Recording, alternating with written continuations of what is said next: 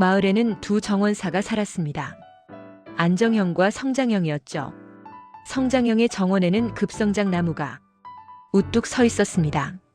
이 나무는 시장이 좋을 때는 하늘까지 닿을 듯 자랐지만 때로는 강한 바람에 잎사귀 하나 없이 떨기도 했습니다. 안정형의 정원은 달랐습니다.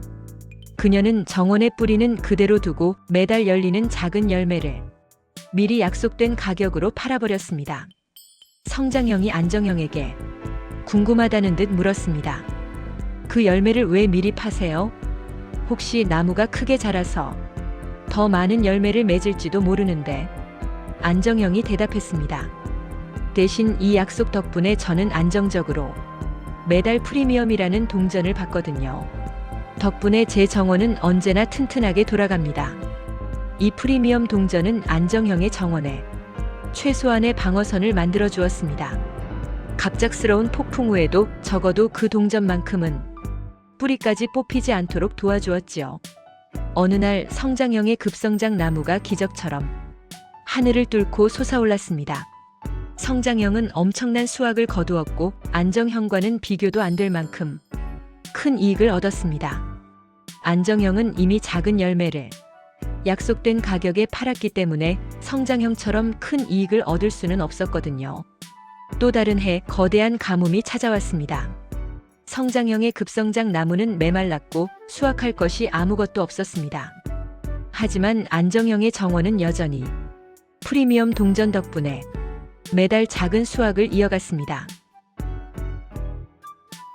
앞서 얘기는 커버드콜 ETF, 매달 월급처럼 보이지만 상승의 자유를 포기한 전략이라는 주제를 상징적으로 그려본 것입니다. 안정적인 현금 흐름을 선호하는 투자자에게 커버드콜 ETF가 큰 인기를 얻고 있습니다. 하지만 모든 금융 상품에는 단점이 있습니다. 이번 강의에서는 이에 대해 상세하게 짚어보겠습니다.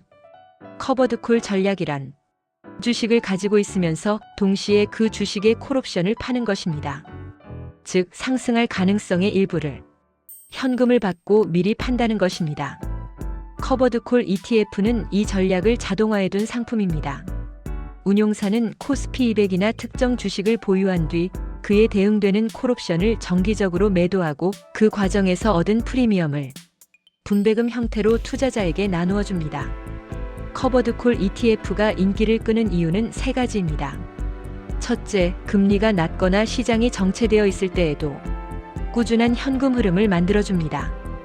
둘째, 장내 파생 상품 매매 차익이 비과세라 세금 측면에서 유리할 수 있습니다. 셋째, 매월 일정한 분배금이 들어오므로 은퇴자의 생활비 보완 수단으로 좋습니다. 그러나 장점들만 보고 투자한다면 실망할 수도 있습니다. 커버드콜 ETF의 리스크를 살펴봅니다. 커버드콜 전략의 첫 단점은 상승장에서의 수익 제한입니다. 콜옵션을 판다는 것은 어느 수준 이상 오르면 주식을 팔겠다는 약속입니다. 따라서 시장이 크게 오를수록 커버드콜 ETF의 수익률은 일반 지수 추종 ETF에 비해 크게 뒤처질 수밖에 없습니다. 따라서 커버드콜은 박스권이나 완만한 상승장에서는 유리하지만 강한 상승장에서는 불리합니다. 두 번째 리스크는 하락장에서의 불완전한 방어입니다. 콜옵션 매도로 얻은 프리미엄이 일정 부분 손실을 완화해주긴 하지만 지수가 급락할 경우 ETF의 자산 가치도 함께 떨어집니다. 세 번째 리스크는 분배금 착시와 원금 잠식 가능성입니다. 옵션 프리미엄은 시장 변동성에 따라 달라집니다. 변동성이 줄면 프리미엄 수입도 감소하고 그 결과 분배금도 줄어듭니다. 그런데 운용사가 투자자의 기대를 맞추기 위해 자본금 일부를 분배금으로 지급한다면 ETF의 순자산은 줄어들게 됩니다. 네 번째 리스크는 변동성에 대한 의존입니다. 커버드콜 ETF의 수익 구조는 옵션 프리미엄에 달려 있습니다. 프리미엄은 시장의 변동성, 즉 투자자들의 불안 심리가 커질수록 커집니다. 하지만 시장이 안정되고 변동성이 낮아지면 프리미엄도 급격히 줄어듭니다. 따라서 시장 변동성이 낮은 시기에는 분배금이 눈에 띄게 감소합니다. 다섯 번째 리스크는 세금에 대한 과도한 기대입니다. 커버드콜 ETF가 절세 상품이라는 광고는 부분적으로는 맞지만 전부는 아닙니다. ETF 운용 과정에서 발생한 장내 파생 상품 거래 차익은 비과세이지만 주식 배당금에는 여전히 배당소득세가 부과됩니다.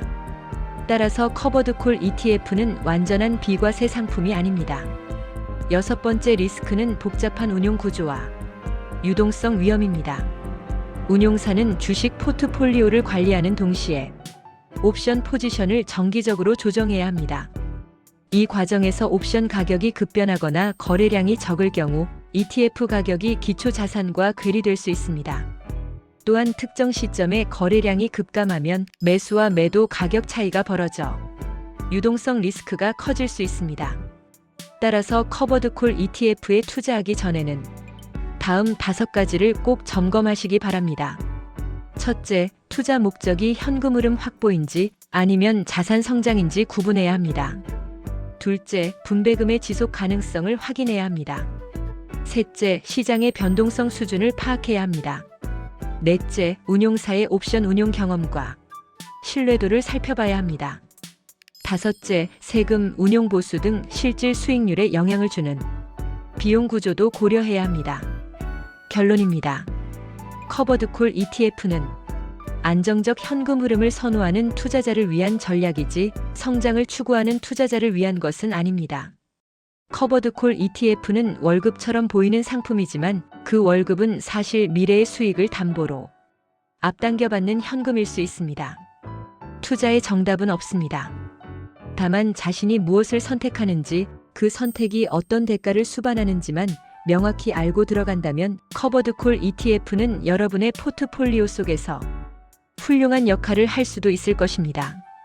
이상입니다. 감사합니다.